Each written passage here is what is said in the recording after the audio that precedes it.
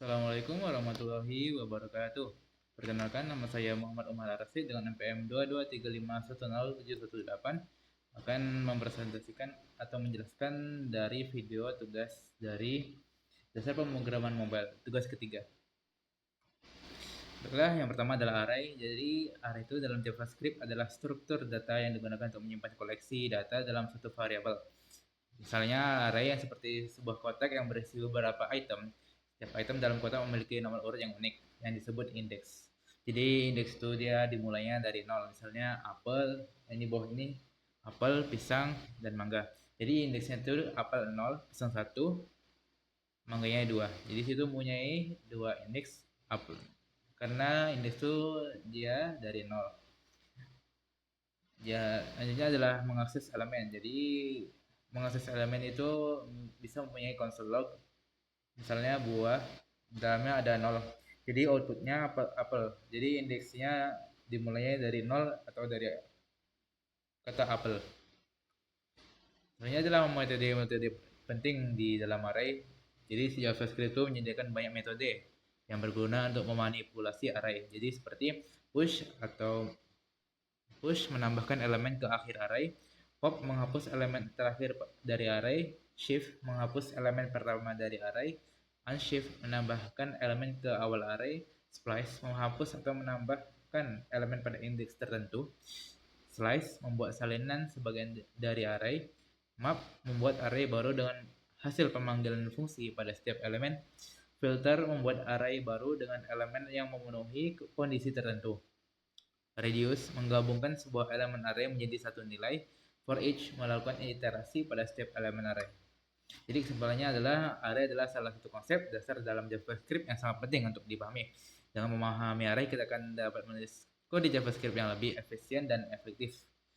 Seperti di codingan di bawah ini, kita melihat bahwa array-array itu yang telah kita coding. Selanjutnya adalah function. Apa itu function dalam JavaScript? Fungsi dalam JavaScript adalah memblok kode yang dirancang untuk melakukan tugas tertentu. Jadi fungsi ini dapat dipanggil berulang kali di berbagai bagian kode, sehingga membuat kode lebih terorganisir, mudah dibaca, dan dapat digunakan kembali. Jadi mengapa menggunakan fungsi? Yang pertama adalah modularitas, adalah membagi kode menjadi fungsi-fungsi kecil, membuat kode lebih mudah dikelola dan dipahami. Reusabilitas, fungsi dapat dipanggil berkali-kali sehingga menghindari duplikasi kode. Abstraksi, fungsi menyembunyikan detail implementasi sehingga kita dapat fokus dapat tujuan utama kode. Yang terakhir ada organisasi, fungsi membantu mengatur alur logika program. Jadi contohnya adalah seperti yang di bawah ini. Jadi memanggil function untuk menjalankan kode di dalam fungsi, kita cukup menuliskan nama fungsi yang diikuti dengan tanda kurung. Jika fungsi memiliki parameter, kita perlu memasukkan nilai parameter di dalam kurung. Intinya adalah mengembalikan nilai. Fungsi dapat mengembalikan nilai menggunakan kata kunci return. Nilai yang dikembalikan dapat berupa tipe data apapun, seperti angka, string, boolean, atau bahkan objek. Contohnya ada di bawah ini. Maka output mereka adalah 8. Jadi kesimpulannya, function adalah konsep fundamental dalam pemrograman JavaScript. Dengan memahami fungsi, kita dapat menulis kode lebih terstruktur, mudah dibaca, dan mudah dipelihara. Jadi selanjutnya adalah looping. Jadi apa itu looping? Looping atau perulangan adalah konsep dasar dalam pemrograman, termasuk JavaScript, yang memungkinkan kita untuk menjalankan sebuah blok kode secara berulang hingga kondisi tertentu terpenuhi. Ini sangat berguna ketika kita ingin melakukan tindakan yang sama berulang kali tanpa harus menulis kode yang sama berulang kali. Jadi mengapa kita menggunakan looping? Yang pertama adalah keefisiensian, yaitu mengurangi penulisan kode yang berulang kali. Yang selanjutnya adalah otomatis, melakukan tugas repetitif yang secara otomatis. Pengolahan data, memproses data dalam jumlah besar secara berurutan. Yang selanjutnya adalah for loop. Struktur yang paling umum digunakan memiliki 3 bagian utama: inisialisasi, kondisi, dan increment ataupun decrement. Contohnya adalah di bawah ini. Jadi codingan di bawah ini dia akan mencetak angka 0 sampai 4, yaitu angka 0, 1, 2, atau bahkan 4. Karena dia kurang dari 5 atau tidak kurang sama dengan 5. While loop melakukan perulangan selama kondisi tertentu ataupun bernilai true. Seperti codingan contohnya adalah seperti codingan di bawah ini. Looping. Jadi do while loop mirip dengan while loop, tetapi blok kode yang akan dijalankan setidaknya sekali sebelum kondisi diperiksa.